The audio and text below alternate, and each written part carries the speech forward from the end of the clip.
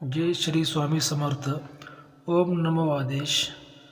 मित्रांनो, आज मी तुमच्यासाठी श्री स्वामी समर्थांचा एक चमत्कारी संदेश घेऊन आलो आहे. आपल्या चॅनलला सबस्क्राईब करा, लाईक करा, शेअर करा आणि कमेंट्समध्ये श्री स्वामी समर्थ लिहायला विसरू नका.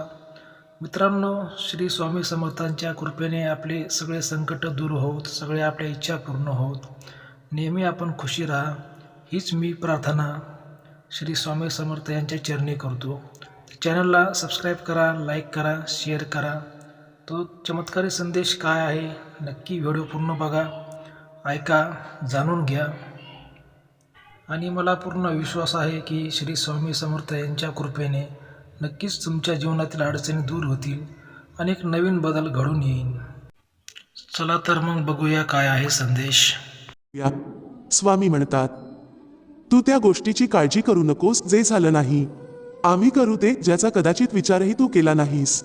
अरे, तू रोजच्या रोज विचार करत असतोस की स्वतःला बदलशील, एक नवीन सुरुवात करशील, जे झालं ते विसरशील, आयुष्यात पुढे जाण्याचा प्रयत्न करशील. परंतु हे सर्व तू करतच नाहीस, कारण नेहमी त्याच गोष्टी तुझ्या मनात येतात ज्या तुझ्यासाठी चांगल्या नाहीत. आणि त्याच गोष्टींचा विचार करून तू स्वतःला त्रास देत असतोस.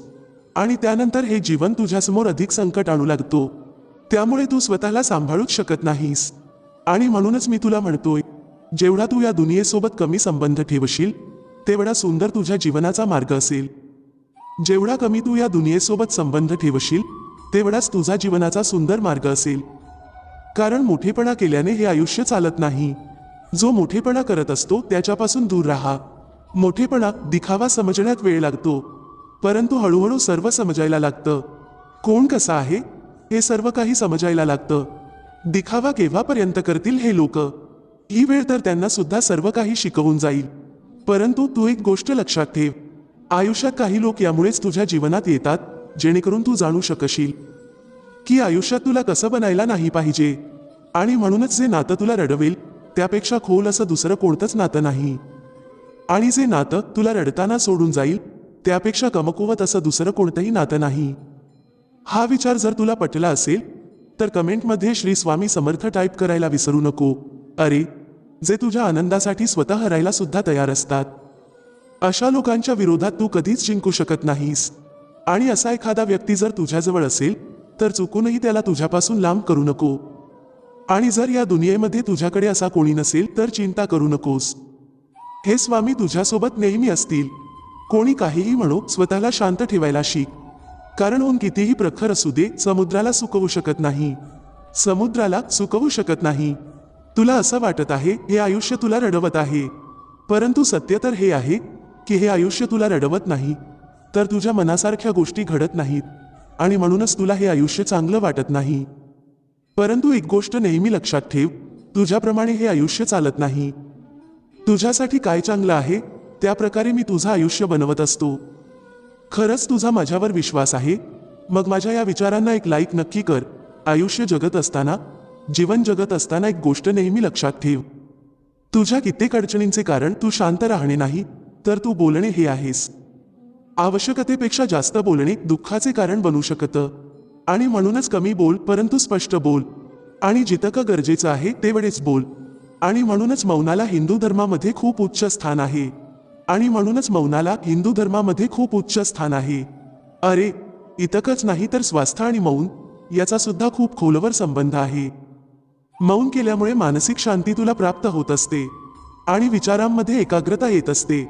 आणि म्हणूनच आतापर्यंत मोठमोठ्या साधू संतांनी, मोठमोठ्या विद्वानांनी मौन धारण करून गुप्त ज्ञानाला सुद्धा प्राप्त करून घेतले आहे. आणि तुझी हीच समस्या आहे की तू गप्प राहू शकत नाहीस. आणि गप्प न राहिल्यामुळे कित्येक अडचणींचा तुला सामना करावा लागतो. आणि कित्येक अडचणींना तू स्वतः निमंत्रित करत असतोस. ज्या प्रकारे घरामध्ये भांडणाचे कारण सुद्धा तुमचं तोंडच आहे. जर तुला वाटत असेल तर तू शांत राहून ते भांडण संपवू शकतोस, परंतु नाही. तुम्हा लोकांमध्ये ही स्पर्धा चाललेली असते की कोण सर्वात जास्त बोलेल. आणि या स्पर्धेमध्ये कोणीही जिंकत नाही. या स्पर्धेच्या बक्षीस स्वरूपात तुला फक्त एकच गोष्ट मिळत असते, ती म्हणजे दुःख, फक्त आणि फक्त दुःख. त्याचबरोबर राग, नाराजी, क्रोध. आणि म्हणूनच जास्त बोलण्यापेक्षा चांगलं हे आहे की तू मौन व्रत धारण कर. जिथे गरज आहे तिथेच बोलायला शिक. अरे तू तुझ्या आवश्यकतेनुसार खात असतोस, आवश्यकतेनुसार कार्य करत असतोस, मग आवश्यकतेनुसार बोलत का नाहीस? गरजेपेक्षा जास्त बोलण्याची गरजच काय आहे? जर तू थांबून जरा विचार केलास तर तुला समजेल की किती वेळ तू असंच व्यर्थमध्ये बोलण्यात गमावला आहेस आणि आयुष्याच्या ज्या गोष्टींमध्ये तू तुझा वेळ व्यर्थ गमावला आहेस त्याची तुला काही गरजच नव्हती. परंतु हो, अशा ठिकाणी बोलणं खूप गरजेचे आहे जिथे खरंच बोलण्याची गरज आहे. जसं की जिथे कोणासोबत अन्याय होत असेल, फसवणूक होत असेल, अधर्म होत असेल आणि अनैतिक गोष्टी घडत असतील, तिथे तुला बोलावंच लागेल. जसं महाभारतामध्ये द्रौपदीचं वस्त्रहरण झालं तेव्हा भीष्म पितामह, गुरु द्रोणाचार्य किंवा अन्य जे पण तिथे उपस्थित होते त्यामधील कोणीही जर बोलला असता तर कदाचित महाभारत घडलाच नसता. आणि म्हणूनच आपल्याला कुठे बोलायचं आहे आणि कुठे गप्प राहायचं आहे हे सुद्धा समजायला पाहिजे.